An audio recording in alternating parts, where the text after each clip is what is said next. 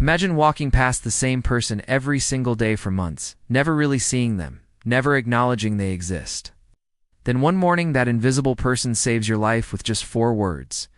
This is the story of how a cleaner nobody noticed became the hero everyone remembers. Picture the scene. It's 8:30 on a Tuesday morning in the heart of London's financial district. Glass towers stretch up to touch the clouds, reflecting the early sunlight like mirrors. Suited executives march through the plaza with their phones glued to their ears, briefcases swinging, looking like they own the world. But there's one bloke who sees it all differently.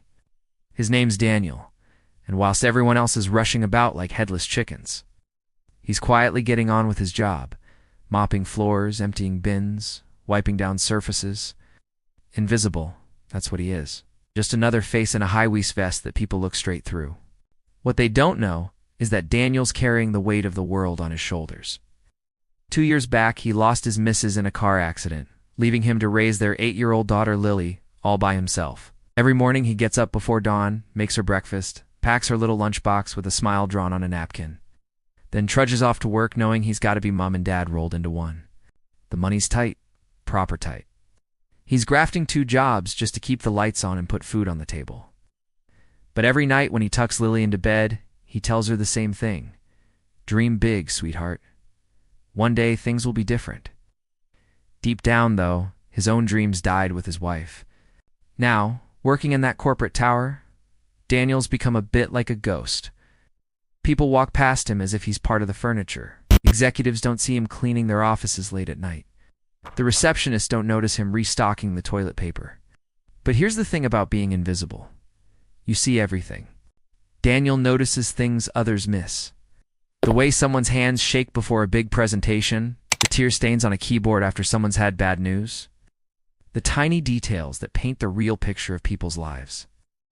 And on this particular Tuesday morning, those sharp eyes of his were about to save someone's life.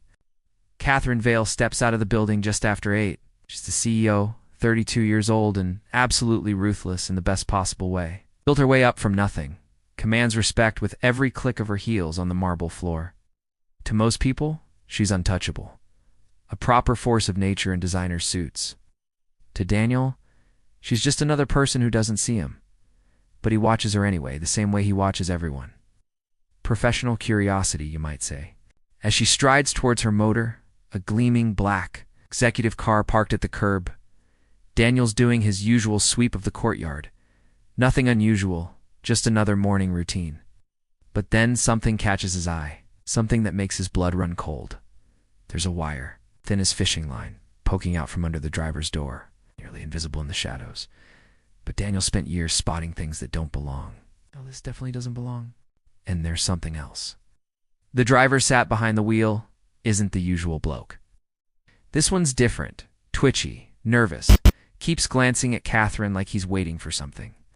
Daniel's gut instinct, honed by years of looking after himself and Lily, starts screaming danger. His mind races back to all those crime documentaries he watches after Lily's gone to bed. Corporate revenge, industrial sabotage, worse things than that. This isn't right. This is properly wrong. Catherine's getting closer to the car, her hand reaching for the door handle, completely oblivious to what Daniel can see. In that split second, time seems to stretch like elastic.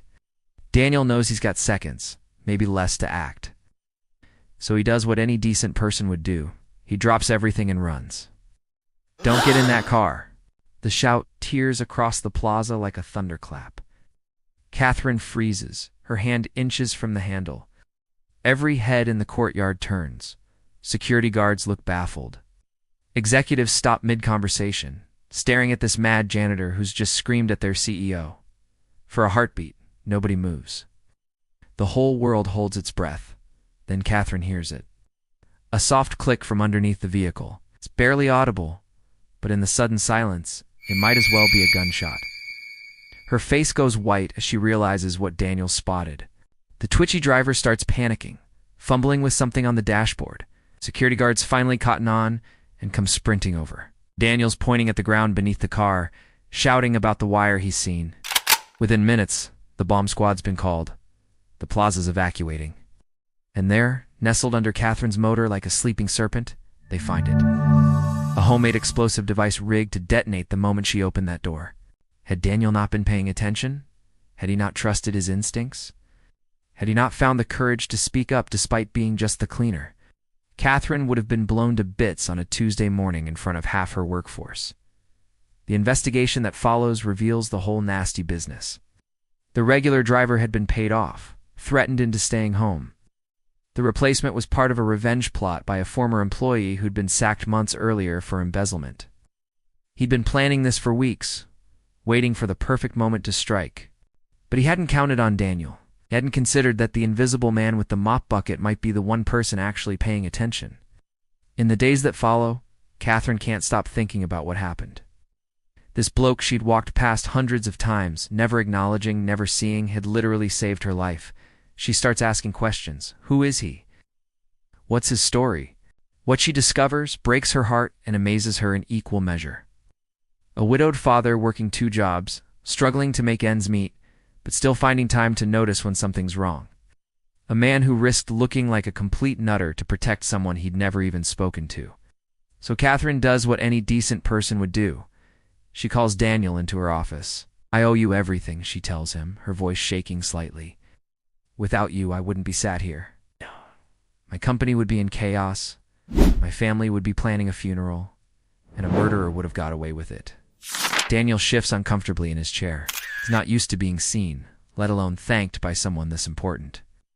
Catherine continues, "I want to offer you a position in our security consultancy division. Full training, proper salary, opportunities for advancement. Your attention to detail, your instincts. That's exactly what we need. But more than that, she sets up an education fund for Lily.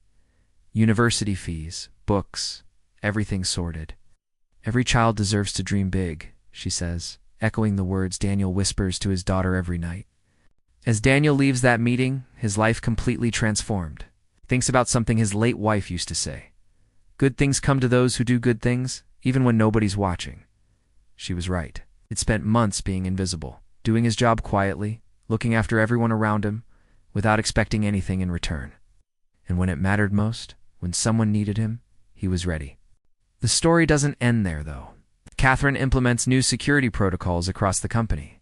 But more importantly, she starts actually seeing the people who keep her business running. The cleaners, the security guards, the maintenance crew, they're not invisible anymore. Because sometimes the person who saves your life isn't a superhero in a cape. Sometimes it's just someone in a work uniform who cares enough to pay attention when everyone else is too busy looking at their phones. Right then, if this story's given you goosebumps, don't just scroll past. Smash that like button if you believe ordinary people can do extraordinary things. Share this with someone who needs reminding that heroes come in all shapes and sizes. Subscribe for more stories that'll restore your faith in humanity. Most importantly, drop a comment below. Have you ever been the invisible person who noticed something important? Or maybe someone invisible helped you when you needed it most? I'd love to hear your stories. Because at the end of the day, we're all just walking past each other, aren't we? But imagine what could happen if we actually started seeing the people around us. If we paid attention, if we cared enough to shout, "Don't get in that car," when it really matters. Sometimes the smallest voice can make the biggest difference. Remember that.